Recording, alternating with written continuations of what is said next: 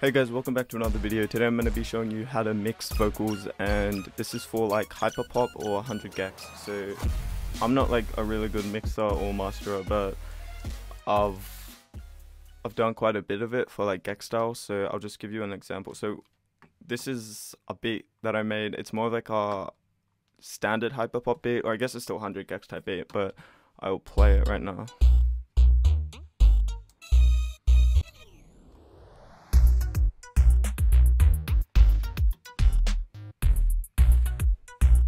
So after you've like imported the beat into whatever you're using to record, all you're going to need to do is find the tempo. So if I was looking to find the tempo of this, I could either use this tool here.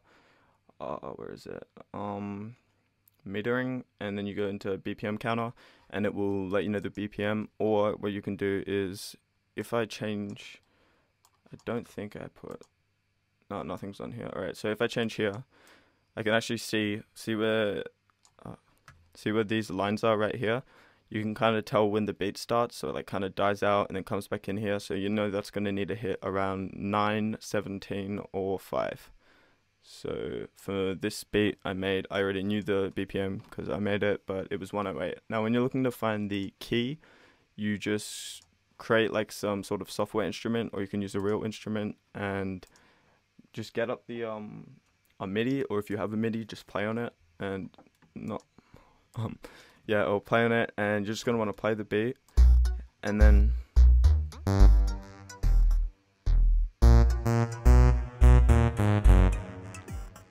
okay, that's a bit loud, but yeah, so just keep playing along all the keys, and I'll just show you this. So not that.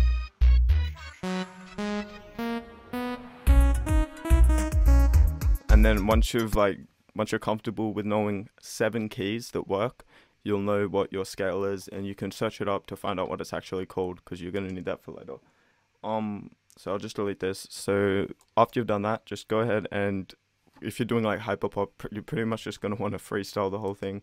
So this is going to be awkward, but I've been popping necessary. Cringe, but anyway, after you've got like the standard thing, you're just going to want to add some effects. So I have added a couple of compressors, just some EQ out the lows, bring up the highs quite a bit, and remove some of the mids, and then I pitch correct it to the key. So we found out it was all the black ones, E and B, which I think is E flat minor, and turn your pitch correction up to the highest it can go to. So after you've done that and got all these effects, you don't usually add reverb, but this is what it should be like. And then with the beat, and then just for like people who, if you can do manual pitch correction as well, I also like to do that with it. So I actually think it's already on, but if I go into here and change this to flex pitch, I just quantize all the notes into A flat minor scale, and then turn the pitch correction up to 100. So just like click on here, go Command A, and then you can change it, click quantize, and then drag the pitch correction up to 100. Okay, so once you've got that, and now you have this, we can do anything. Then the secret is you're going to want to do this. You want to select, or like solo out, and then select the tracks and bounce it. No. You're going to want to bounce it in place, and what it's going to do is just combine everything so you can speed it up.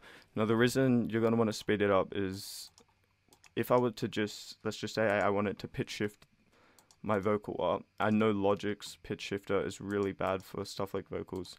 It would sound like horrible. It would sound something like this. It is all for free. Like you get this weird sounding distortion, which could be cool, but in this case, no. So if you want to keep the tempo of the original beat, what you can do is you'll just do this, except slow it down when you begin. So before you do any of the steps I've told you, just slow the beat down to a different tempo and record your vocals over that, and just do the whole process except with the slowed down beat.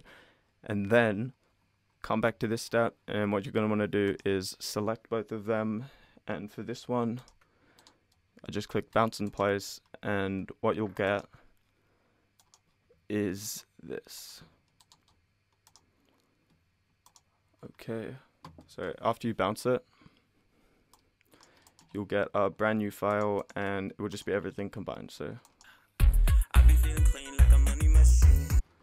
And it sounds good, but it's still not quite there. So what you're gonna want to do is, a tip I like to do is, you can do this thing where if you add a fade and click speed up,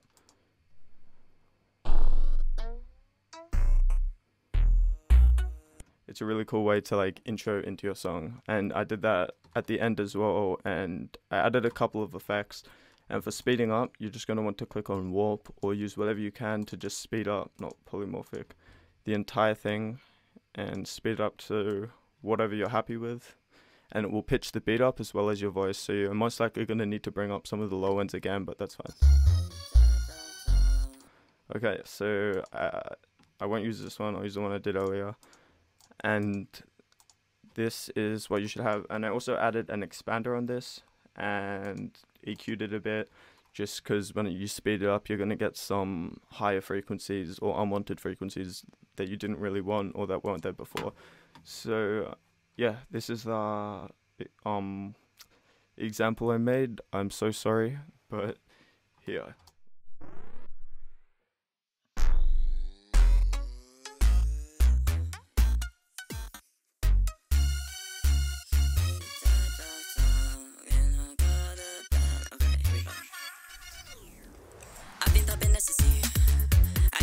To me, we can do anything. It is all for free. I be feeling clean like a money machine. Everything looking straight back at me. Baby, I got a whole face full of acne. You can do anything, you can even at me. I'm on my Instagram. I can do anything. I can be a fucking man. Sorry about that, but hopefully you guys could do better. And thank you so much for watching this. Be sure to subscribe and like and blah blah blah. I'll probably be posting this bit later on if you want to use it. And thank you guys for watching. It's Croc Beats. Bye.